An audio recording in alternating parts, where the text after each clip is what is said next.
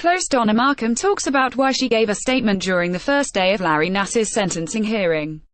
Her daughter, Chelsea Markham, committed suicide. Matthew Day Smith, Lansing State Journal. Lansing, Mitch. Their remarks are both brutal and triumphant. On the first morning of Larry Nassar's 4-day sentencing hearing, 14 women and girls spoke, sharing their pain and anguish after being sexually abused. They included Kyle Stevens, the woman that Nassar pleaded guilty to sexually assaulting in his home when she was a child visiting with her parents. "Perhaps you have figured it out by now," she said, addressing directly the man who also had been the USA gymnastics team doctor for about 2 decades as he looked down, covering his eyes with his hand. "Little girls don't stay little forever. They grow into strong women that return to destroy your world." All 125 women and girls who filed reports about Nassar with police are being given the chance to give victim impact statements during Nassar's sentencing if they choose. Court officials said 98 plan to do so, either in person or through submitted statements. January 16. Don't make Simone Biles. Other gymnasts return to Carolee Ranch. Jan.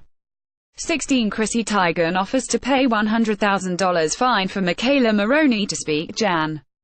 16. Woman who reported Nassar in 2014. It destroyed me, but I did. They're the Me Too's. Nassar himself once predicted, "You took advantage of my innocence and trust," Jessica Thomas Howe said. "What you did to me was so twisted. How dare you?" Days after the Indianapolis Star reported that 2 women said Nassar sexually assaulted them during medical appointments, Nassar emailed his boss, the dean of Michigan State University's College of Osteopathic Medicine, to tell him about all the support he had received from the gymnastics community. "Little girls don't stay little forever. They grow into strong women that return to destroy your world." Kyle Stevens, victim of Larry Nassar. Nassar hinted that Moore might say he had abused them. "I am trying to make sure I take advantage of this time before the Me Too's come out in the media and the second media blitz occurs," he emailed his boss, William Strample, on Sept. 15, 2016, the day prosecutors told the Lansing, Michigan State Journal they had received a handful of new allegations. Those Me Too's have burgeoned into an army who will fill 4 days on Judge Rosemary Aquilina's docket, detailing their devastation after Nassar's abuse and telling Nassar what they think of him now. Many are appearing in person, walking to a podium in Ingham County Circuit Court where Aquilina expects to sentence Nassar on Friday. Nassar, 54, of Holt, Mitch, pleaded guilty in November to 10 sexual assault charges split between Ingham and Eaton counties.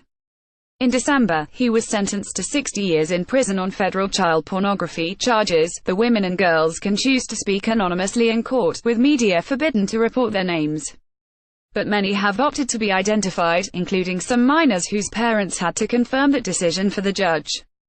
Jade Kapua said her first plan was to speak anonymously, but she later changed her mind. Jan. 16 quotes from the sentencing. Larry Nassar's victims are silent no more. January 15. 5 things to know about Larry Nassar's sentencing. Jan. 15. Simone Biles, 4-time Olympic gold medalist, alleges Nassar abused her. After thinking about it and taking time to cope with facing this fear of mine, I decided to finally put a name to it, she said. "I am Jade Kapua, and I am a survivor." The women and girls who spoke detailed the abuse they said they suffered at Nassar's hands, often looking right at him as they said what he did to them. They spoke about the lasting trauma, self-doubt and loss of trust. They shared how the abuse affected their schoolwork, their relationships and their career goals. Jan. 12. Michigan State says it has immunity from liability in suits against Nassar. Dec.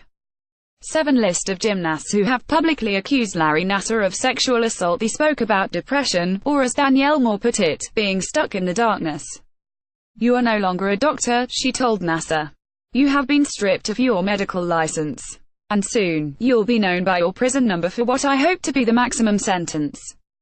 I find this fitting, as I was a thing, inhuman at just a number to you," she said.